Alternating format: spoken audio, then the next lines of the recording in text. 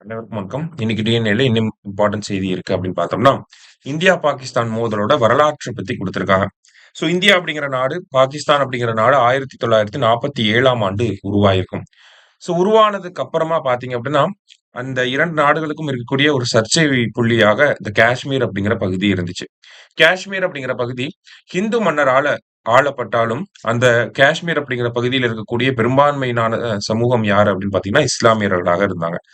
அதனால நேச்சுரலாவே பார்த்தீங்க அப்படின்னா, காஷ்மீர் அப்படிங்கிற பகுதிய பாகிஸ்தான் தன்னோட இணைச்சுக்கணும் அப்படிங்கிறத ஒரு ஒரு ஒரு ஆஸ்பிரேஷனாவே வச்சிருந்தாங்க. அதன் பிறகு என்ன ஆகுது அப்படின்னு பார்த்தீங்கன்னா, பாகிஸ்தானோட ராணுவம், பாகிஸ்தான்ல இருக்கக்கூடிய பழங்குடியின தீவிரவாத அமைப்புகள் மாதிரியான ஒரு ஆயுதம் தாங்கி போராடக்கூடிய அமைப்புகள் எல்லாமே காஷ்மீர் மேல படையெடுக்க ஆரம்பிக்கிறாங்க. இத பார்த்த அந்த மன்னர் என்ன பண்றாரு அப்படின்னா, இந்தியாவோட உதவிய கேட்டு வராங்க. இந்தியா உதவி பண்ணணும் அப்படின்னா, நம்ப இன்ஸ்ட்ருமென்ட் ஆஃப் ஆக்ஸிஷன் அப்படிங்கிறதுல கையெழுத்து போடணும் அப்படிங்கிறத ஒரு ஒரு ஒப்பந்தத்த நம்ம குடுக்குறோம். சரிங்களா? அதனால அந்த மன்னர் வந்து இந்தியாவோட இன்ஸ்ட்ருமென்ட் ஆஃப் ஆக்ஸிஷன் அப்படிங்கிற ஒப்பந்தத்துல கையெழுத்திடுறாங்க. அதுக்கப்புறமா ஏற்பட்ட போர்ல பாகிஸ்தான், இந்தியா போர் அப்படிங்கிறது தொடர்ச்சியா போய்க்கிட்டு இருக்கு. இதுக்கப்புறமா ஐநா சபை வந்து தலையிட்டு என்ன பண்றாங்க அப்படின்னா, போர் நிறுத்தத்த வந்து கொண்டு வராங்க. ஜனவரி 1, 1949ல. போர் நிறுத்தத்தின் முடிவுல பார்க்கிறப்ப, எல்லைகள் வரையறுக்கப்படுது. இதுல காஷ்மீரோட 3ல 2 பகுதி இந்தியாவுக்கும், 1 பகுதி பாகிஸ்தானுக்குமே போகுது. இருந்தாலும் 2 நாடுகளும் முழு காஷ்மீர் எங்களுக்கு தான் சொந்தம் அப்படிங்கிறத வந்து ஆ உரிமை கொண்டாடிட்டே இருக்காங்க. என்ன அப்படின்னு பார்த்தீங்கன்னா, பொது வாக்கெடுப்பு நடத்தப்படும் அப்படிங்கிறத நம்ம பிரதமர் அறிவிச்சிருந்திருப்பார். சரிங்களா? இருந்தாலும் அந்த மாரியான பொது வாக்கெடுப்பு அப்படிங்கிறது இப்போ வரைக்குமே நடத்தப்படாம தான் இருக்கு. காஷ்மீர் இந்தியா கூட சேர்ந்ததுக்கு அப்புறமா அவங்களுக்கு நம்ம சிறப்பு அந்தஸ்துகள் வழங்கியிருப்போம். ஆர்டிகிள் 370 அப்படிங்கிறத குடுத்திருப்போம்.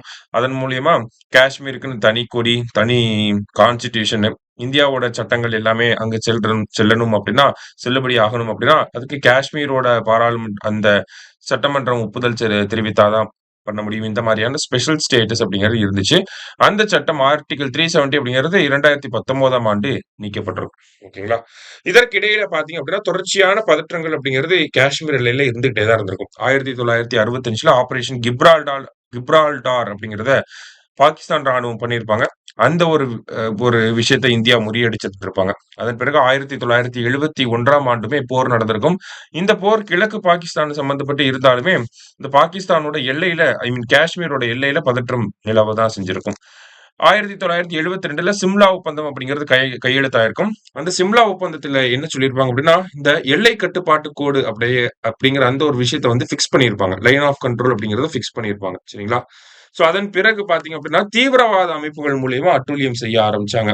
1999ல கார்கில் பகுதியில, 2001ல பாராளுமன்ற தாக்குதல், 2008 மும்பை தாக்குதல், 2016 உரி ராணுவ முகாம்ல தாக்குதல், 2019ல வந்து 2016லயே பார்த்தீங்கன்னா பதான்கோட் தாக்குதல், 2019ல வந்து புல்வாமா தாக்குதல், இந்த மாரி தீவிரவாத அமைப்புகள்னால அட்டாக் பண்ண ஆரம்பிச்சாங்க.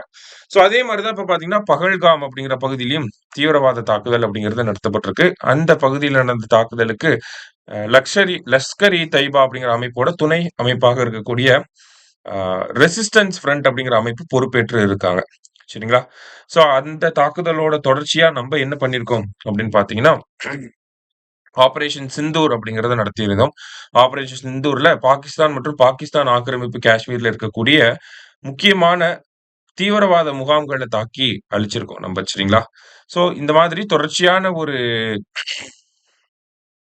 ஒரு பதற்றம் அப்படிங்கிறது இந்தியாவோட எல்லையில இருந்துட்டே தான் இருக்கு.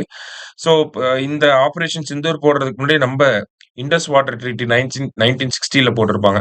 அத நம்ம வித்ஹோல்ட் பண்ணோம். அவங்க பார்த்தீங்கன்னா, சிம்லா ஒப்பந்தத்த வந்து வித்ஹோல்ட் பண்ண போறோம் அப்படிங்கிறத சொல்லியிருந்தாங்க. இந்த மாரி சர்ச்சைகள் அடிக்கடி அடுத்தடுத்து வந்துகிட்டே இருந்தாலும், இப்ப ஆப்பரேஷன் சிந்தூர் போட்டு முடிச்சதுக்கு அப்புறமா இப்போ ஓரளவுக்கு பேக் டூ நார்மல் அப்படிங்கிற ஒரு ஸ்டேட்டுக்கு வந்திருக்காங்க. சரிங்களா?